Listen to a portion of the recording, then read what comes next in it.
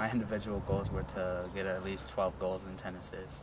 Tyler's a senior captain that really stepped up. My expectations as a captain were to lead the team and do the best that we can and bring everything we got to every practice and every game.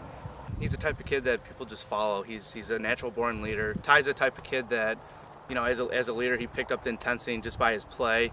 If in a training session, if someone wasn't pulling their weight, he got in their face and he said, "Hey, listen, if you don't want to be here, leave." I hate losing, so I couldn't stand it. So I tried to step up and bring everyone together before the game and get them all fired up. He played almost every minute of every single match for me, and if we had a man mark someone, he's a guy that I looked to do that. But defensively, he always worked in our back third to get the ball, find Reed, or he'd take it up himself, and he made miracles happen. A team that no one thought was going to go anywhere. I mean, we won the regional finals and made it into this sectional semis, but everyone doubted us going into the season, and it was supposed to be another rebuilding year, but he took that responsibility on his shoulders and he ran with it. It's like a lot of people trying to do individual stuff, trying to make it all about them so they could pad their stats, if you want to call it, and I just called everyone out and said it's we, not me.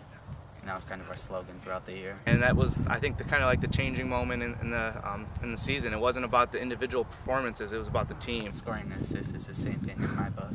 I think the best part was seeing his maturity level just blossom. My freshman year, I was big-headed and didn't play with the right emotions. And then, being a senior captain, you got to step up and have the right emotions and be the leader. He's the type of kid that will rise to any challenge. He likes that responsibility. He likes to be challenged.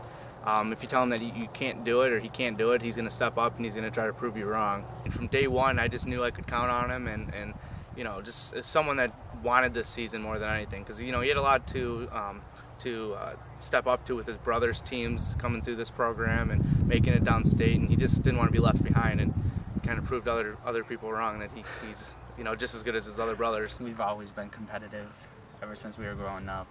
Basically, no blood, no foul.